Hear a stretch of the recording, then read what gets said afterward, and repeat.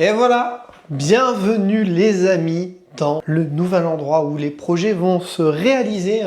Alors ça va peut-être s'entendre, je sais pas, mais la pièce clairement manque encore de traitement acoustique, il manque encore plein de choses, mais on a quand même un bel élément que j'ai commencé à remplir un petit peu de déco. N'hésite pas à me dire dans les commentaires ce que tu en penseras. Tu as peut-être déjà vu dans certaines vidéos si tu me suis sur les réseaux.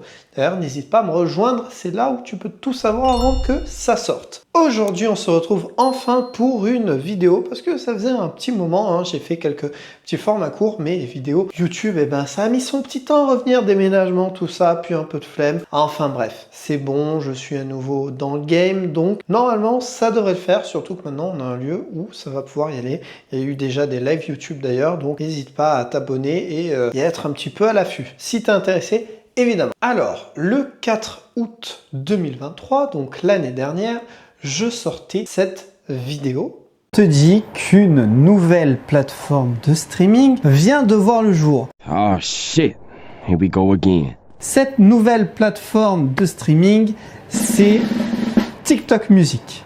Voilà, tu sais clairement qui est cette entreprise qui est TikTok. Et si je te parle de ça, c'est tout simplement que à peu près un an après, il y a de la nouveauté au sujet de TikTok Music et pas des bonnes nouvelles en soi. Alors, si tu étais utilisateur de TikTok Music. Et ça, pour le coup, il faudrait que tu sois dans l'un des 5 territoires où l'application était en place, puisque oui, elle n'était absolument pas disponible de partout. C'est peut-être même pour ça, si tu n'as pas vu ma précédente vidéo, que tu n'étais même pas au courant que TikTok avait sorti sa plateforme de streaming musical. Et oui, pourtant c'était le cas. Alors, petit rappel du coup de où était présent TikTok Music.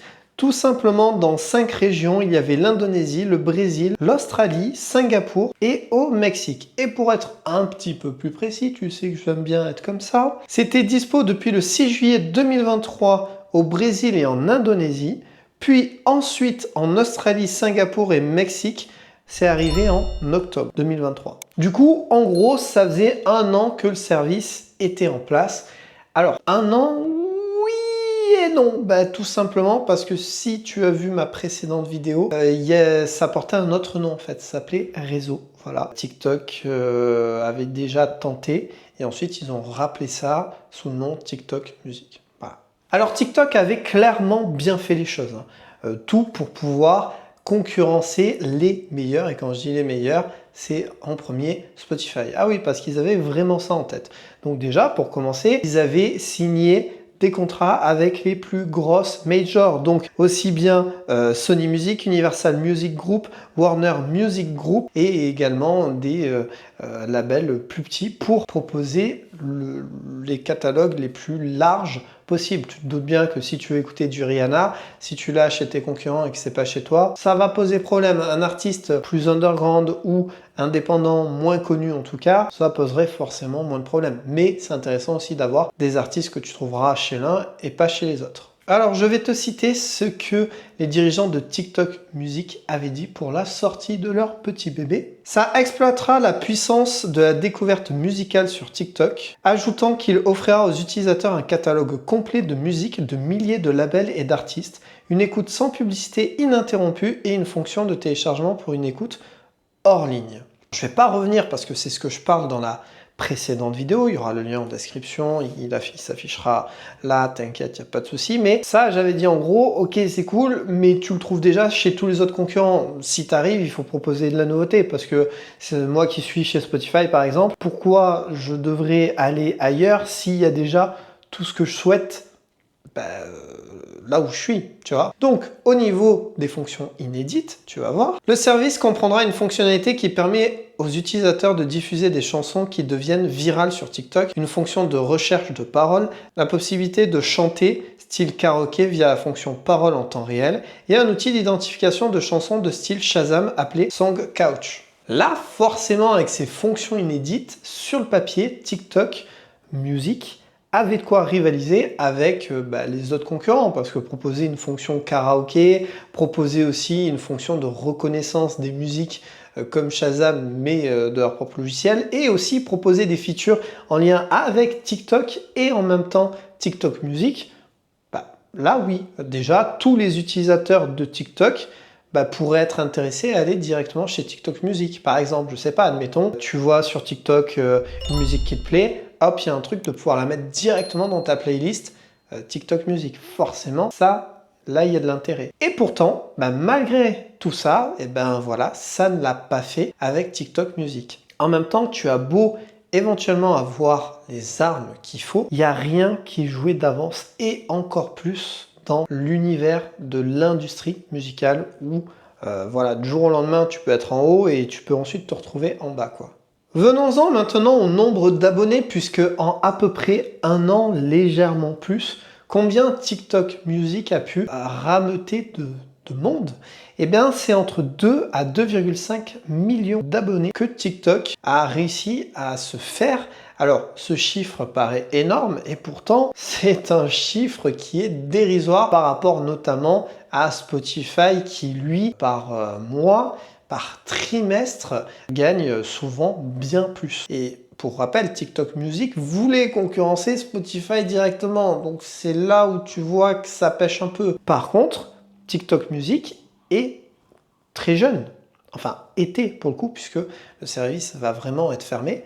Enfin, arrêté. Tu peux pas grossir comme ça d'un coup, comme Spotify l'a fait en je ne sais pas combien d'années, comme Deezer, etc., etc. Il faudrait un certain temps. Je pense que TikTok espérait vraiment sur sa communauté de TikTokers de pouvoir grossir plus vite. Du coup, je parle de fermeture depuis tout à l'heure, mais je n'ai pas parlé de quand, etc. Eh bien, ça fermera assez rapidement puisque c'est pour fin novembre. Encore une fois, si tu fais partie d'une des 5 régions que j'ai dit, tu peux être impacté, mais tout ce qui est Europe, France, Espagne, même les États-Unis ne sont pas du tout impactés. Le service n'était pas du tout sur ces territoires-là, sauf si tu utilises peut-être un VPN. Mais enfin, t'as compris. Voilà. Après, je sais que j'ai des gens qui me regardent d'un peu de partout. Si tu utilises ce service, d'ailleurs, n'hésite pas à me le dire en commentaire. Ça serait, je pense, super cool pour ceux qui liront. Alors, qui dit fermeture, dit forcément que tous ces abonnés vont aller où? Qu'est-ce qui va se passer?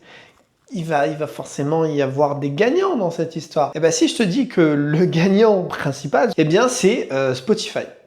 Oui, voilà. Il pourrait gagner jusqu'à 1,5 million d'abonnés de ce que TikTok Music avait. Quoi? Ce qui serait plus de la moitié finalement. C'est quand même dingue. En fait, le fait que TikTok Music disparaisse, Spotify devient encore plus fort. Qu'est-ce que je te dise? Maintenant, venons-en sur une petite analyse de pourquoi TikTok, finalement, ça n'a pas marché. Alors, en premier, je maintiens, c'est un projet très jeune, très récent. Pour moi, on est sur un laps de temps trop court. En un an, mais c'est beaucoup trop court. Tu regardes la plupart des plateformes de streaming, elles ont mis beaucoup plus de temps. Encore plus quand tu as maintenant des géants qui sont bien mis en place. Pour moi, il aurait fallu pousser le truc sur 1 à 2 ans encore. Mais c'est pas là pour moi le gros problème. Le gros problème, c'est que la communauté de TikTok repose principalement sur des mineurs, des jeunes. Et le truc, c'est que TikTok Music ne proposait pas d'abonnement gratuit. C'était que des abonnements payants, là où Spotify et d'autres proposent des abonnements gratuits, et même d'ailleurs plusieurs abonnements, certains avec pub, etc., etc. TikTok Music n'est pas allé aussi loin que ça. Et quand tu as une base faite de mineurs, de personnes qui n'ont pas forcément d'argent, eh bien, tu peux pas te permettre de pas proposer de gratuit en fait. Et je pense qu'un autre problème qu'il y a eu, c'est que TikTok Music n'est pas allé sur d'autres territoires, pas en Europe, pas aux États-Unis. Ils ont essayé des territoires où ils étaient 2e, 3e, mais pas forcément où ils étaient premiers. Alors, en même temps, aux États-Unis, il y aurait eu une certaine concurrence, mais qui sait? Ils auraient pu aussi essayer sur le continent africain où il y a un gros développement de l'industrie musicale. Bon, voilà.